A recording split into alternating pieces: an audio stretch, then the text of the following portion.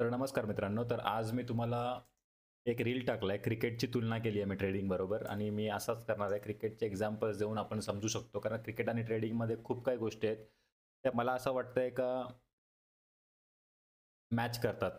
ते दोन्हीकडे जरूर गरज आहे त्या गोष्टींची. जर नसेल तर मग तुम्ही त्यात मला नाही वाटत आपण त्यात काही पुढे करू शकतो, सक्सेसफुल होऊ शकतो. तर मला वाटतं त्या चुका ज्या क्रिकेटमध्ये होऊ शकतात, त्याच चुका ट्रेडिंगमध्ये पण आपण करतो. तर मी तो रील तुम्ही नसेल बघितला तर नक्की तो रील बघा पहिले. त्यात मी समजवलंय कसा एक एक्झाम्पल दिलाय बॉलरचा आणि कारण मी बॉलिंग बॉलिंग मला खूप आवडते क्रिकेटमध्ये कारण बॉलर साइडला खूप टफ आहे बॉलिंग साइड क्रिकेटमध्ये म्हणून मी बॉलरचा एक्झाम्पल दिलाय आणि त्यात मी सांगितलं तुम्हाला आजचा ट्रेड मी कसा आपण जो पहिला बॉलर जो एक त्यात मी तुम्ही नसेल रील बघितलं रील बघा त्यात मी दाखवलं आपल्याला दुसरा बॉलर बनायचा आहे. दुसरा बॉलर म्हणजे डिसिप्लिन बॉलर. आजचा डिसिप्लिन बघा. मी तुम्हाला बोलतो आजच्या ट्रेडमध्ये तेच झालंय माझ्याबरोबर. आज एकतर बघा पहिली गोष्ट मार्केट मला इथून असं वाटतंय अजून वरतीच जाणार आहे मार्केट थोडा. माझा व्ह्यू वरच्या साइडचा होता म्हणून मी पुट सेल करायचा माझा प्लॅन होता किती पण झालं तरी. पण मार्केटने काय केलं माहिती आहे सकाळीच मी 25,600 चा पुट सेल केला. मार्केटने सकाळीच आहे ना एक इनडिसिजन कॅन्डल बनवली. तुम्ही बघा आज जाऊन चार्टवर तुम्हाला ते समजेल. इथं बघा. ही कॅन्डल आहे ना ही इनडिसिजन कॅन्डल आहे. म्हणजे आज पूर्णपणे आपली स्ट्रॅटेजी पण बघा खाली काय बोलते. आज ट्रेड नाही आहे आपल्याला. पण मी एक रिस्क घेतला. कॅल्क्युलेटिव्ह रिस्क घेतला. ठीक आहे आपल्याला त्यात प्रॉफिट पण होत होता. पण नंतर मी तुम्हाला दाखवेन रिझल्ट काय आलाय त्याचा. मी काय केलं मला असं होतं की पुट सेल करायचं आणि आपण इथं पुट काहीतरी 2-3 वेळेला आपली तुम्हाला माहिती आहे आपले रूल्स काय 3 ट्रेडच्या वरती आपण ट्रेड जात नाही. हेच आपला डिसिप्लिन आहे. हाच आपले रूल्स आहेत. हे ज्या दिवशी मी तोडेन त्या दिवशी तुम्हाला इथं मोठा लॉस दिसेल. त्या दिवशी मी फॉलो करेन आणि बघा रूल फॉलो करून लॉस झाला ना, तर सॅटिस्फॅक्शन असतं.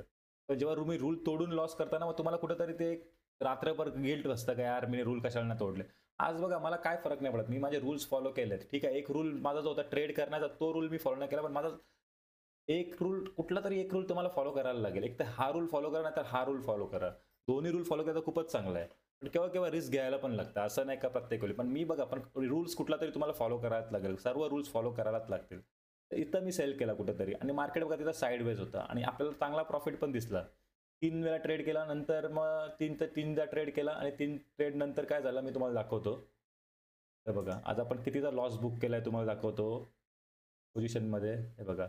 686 चा लॉस 3 ट्रेडमध्ये. किती पाहिजे होता आजचा लॉस? 2500. 3 ट्रेड लॉस झालेत तर. लॉस नाही झाले तिन्ही ट्रेड. तुम्हाला दाखवतो मी कुठं काय झालंय. तर ऑर्डर्स पण तुम्हाला दिसतील हे बघा. 3 ट्रेड आहेत. 1, 2, 7वा ट्रेड तो मार्जिन बेनिफिटसाठी बाकी आहे 3 ट्रेड. एवढा ट्रान्सपरंट मी तुमच्या समोर आहे. आता तुम्हाला दाखवतो माझं काय झालं. पहिला ट्रेड इथं. पहिला ट्रेड घेतला. 1500 चा प्रॉफिट दिसला. स्टॉप लॉस कारण आज मला थोडा व्ह्यू साइडवेजच होता माझा पण. पण एक मी रिस्क घेतली होती कॅल्क्युलेटिव्ह. मला वाटलं माझा स्ट्रिक्ट होता आज. 1500 प्रॉफिट दिसेल तर stop loss cost to cost आणायचा. पहिला ट्रेड घेतला 1500 चा वरती प्रॉफिट दिसला stop loss cost to cost ठेवला स्टॉप लॉस हिट. दुसरा ट्रेड घेतला परत 1500 चा प्रॉफिट दाखवला परत stop loss cost to cost आणला आणि तिसरा ट्रेड घेतला तो पण काहीतरी 1000-1200 दाखवला नंतर एक रिव्हर्सल आला त्या लेवलला आणि त्यांनी स्टॉप लॉस हिट केला आणि म्हणून आपला 2 ट्रेडमध्ये कॉस्ट टू कॉस्ट आणि एका ट्रेडमध्ये फक्त लॉस झाला म्हणून 686 चा लॉस. त्यात पण एक ट्रेडमध्ये काय ₹100 का ₹50 प्रॉफिट होता म्हणून तुम्हाला 689 750 दिसलं असतं.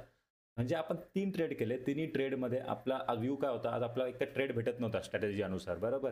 तरी आपण एक रिस्क घेतलं. रिस्क बघा कसा घ्यायचं असतं. तुम्ही जर रिस्क आज काय केलं असेल ना खूप बायर आणि खूप जे इनडिसिप्लिन लोक असतील त्यांनी खूप पैसे घालवले असतील आज. कारण बघा इथं मार्केट त्यांना दिसलं असेल सेल होणार तर सेल नंतर परत स्टॉप लॉस हिट झाला. परत बाय केला असेल त्यांनी खूप वेळेला बाय सेल करून त्या आपल्या स्ट्रॅटेजीने सकाळीच आपल्याला सांगितलं मार्केट साइडवेज आहे. इथं बघा क्रॉसच नाही केला त्यांनी मार्केट साइडवेज आहे.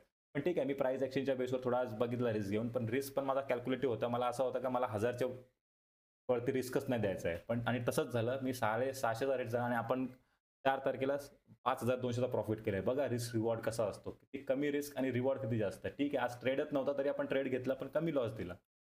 म्हणून तुम्हाला बोललो दुसरा बॉलर होणं खूप महत्त्वाचं आहे. डिसिप्लिन होणं खूप पहिला लॉस झाला म्हणून लॉस कव्हर करण्यासाठी खूप ट्रेड नाही करायचे. 3च ट्रेड करायचे जे पण होईल जे रूल्स आहेत ते.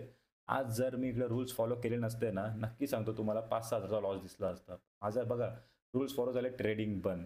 हेच मला सांगायचं आहे. म्हणून मी क्रिकेट आणि ट्रेडिंग तुलना याच्यासाठी करतो कारण क्रिकेटमध्ये पण खूप डिसिप्लिन लागतं. तो डिसिप्लिन इकडे लागतं. तुम्हाला पण माहिती आहे क्रिकेटमध्ये जेव्हा पण आता किती लोकांनी क्रिकेट खेळलं असेल त्यांना माहिती आहे जेव्हा पण प्रॅक्टिसमध्ये आणि मॅचमध्ये खूप फरक आहे. जेव्हा आपण मॅचमध्ये एंटर करतो आपण एंटर करतो ग्राउंडला, तेव्हा आपला डोका चालला पाहिजे. तेव्हा आपला डोका ब्लँक होतो. त्याच्यामुळे आपण परफॉर्म करू शकत नाही क्रिकेटमध्ये पण. इथं पण हेच होतं. जेव्हा 9:15 वाजतात ना, तेव्हा अर्धी लोकं आहे ना, 9:15 पर्यंत 9:15च्या अगोदरपर्यंत ते रूल फॉलो करू करतात. पण जसा चार्ट चालू होतो, ते सर्व काही विसरतात. त्यांना प्रत्येक जागेवर ट्रेड दिसतो. प्रत्येक जागेवर ट्रेड करायला जातात आणि नंतर मग लॉस करतात.